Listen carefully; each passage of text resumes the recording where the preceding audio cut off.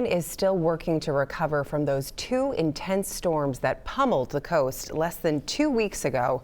The storms brought record tides and waves that destroyed or heavily damaged scores of homes and roads. But in many ways, the most serious damage was done to Maine's fishing communities, where many docks and wharves were torn apart.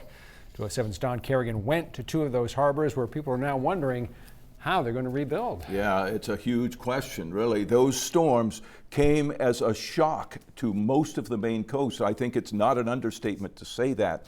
And coming as they did at the same time when there's already been a lot of talk about how to fight climate change, those storms have raised that fight to a whole new level. They were storms more powerful than anyone in these coastal towns can remember. The huge waves and tidal surge devastating many fishing harbors. From our heister to the back corner of the building here was just like an accordion, just kept coming up and down, up and down. At the New Harbor Co-op, Mike Pryor showed us where their wharf simply broke. Must have been pretty bad, though, to stand and watch some of this. Heartbreaking, heartbreaking. Not quite a knockout blow, but New Harbor was staggered by the double hit. Some commercial docks and fish houses totally gone. Some others, he says, damaged beyond repair. Several recreational docks and cottages destroyed. Everybody's just in shock. Just like that, we just don't know. You've never seen it before, so you don't know how to react. Had extensive damage. Inside the co-op office, Bristol Town Administrator Rachel Bizzarro said town leaders knew they had to quickly step up. The responsibility on Thursday and Friday was to get the harbor clean. They hauled away more than 50 big truckloads of broken docks and buildings to clear the harbor and make room for eventual rebuilding. Town Selectman Chad Hanna said they also had to quickly hire contractors to rebuild hundreds of feet of road that had been washed away by the storm and build it back higher and, they hope, stronger. You know, part of the road is gone, so why not? You know, we're just approaching it that we're going to make it more resilient in this repair process. And all along the coast, that word, resilient, is going to be heard a lot as towns and harbors confront the need to rebuild better. And the surge was so strong, it blew this wall up.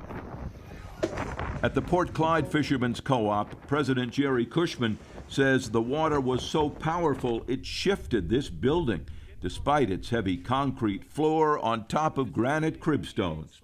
He says even his own wooden docks across the cove were lifted up and damaged. These docks got loosened up on Wednesday. Mine didn't float up on Wednesday. The next tide on Friday, Saturday, I can't even remember the days now, because it had loosened up, all floated. Now, like in New Harbor, he says they all need to rebuild differently.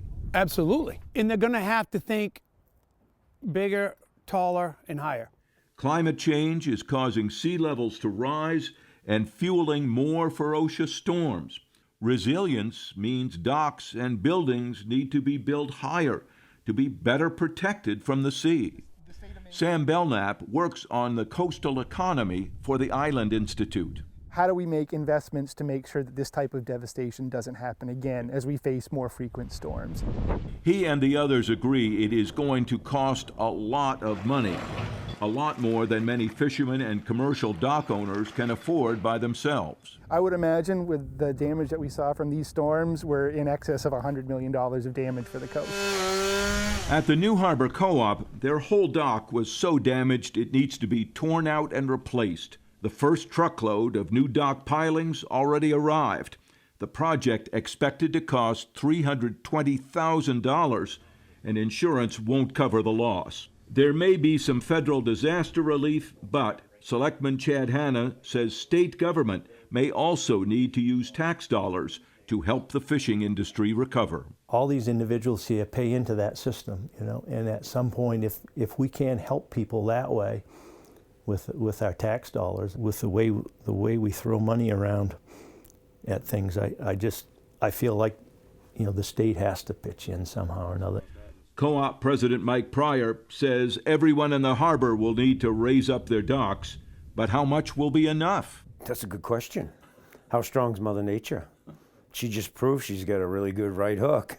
And it sunk over there by that gray boat. At Port Clyde, Jerry Cushman says they can't raise the whole complex, so we'll have to find other remedies. Because around here, he says, there are now a lot fewer climate change skeptics. Did this storm change some minds about that? You're talking to one right now. I've always been aware that things are changing, but I think climate, they gave us enough warning shots, and I think it's here. It's showing us what it really can do now. And I'm a 1,000 believer. There is a lot of expensive work to be done. People along the shore know they will get more big storms because on Maine's coast, those last ones changed everything. There's still a lot of uncertainties about what comes next and how they'll do it, including whether new state permitting may be needed to build higher docks. There may be more clarity on that issue following state meetings going on today in Augusta. Fishermen say they need to get their docks rebuilt so they can get everything back to work as quickly as possible. And one other factor they say that's complicating this, there's a limited number of contractors who build docks. All of those factors, tough to deal with. An awful lot there to deal with, and underlying all of it, the money. Right. Good And story. the fear of the next one. Yeah. Thank you, Don. Thank you.